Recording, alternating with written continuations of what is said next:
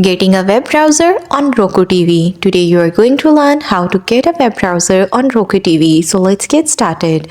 Roku does not include a built-in web browser, but you can still access websites using these methods.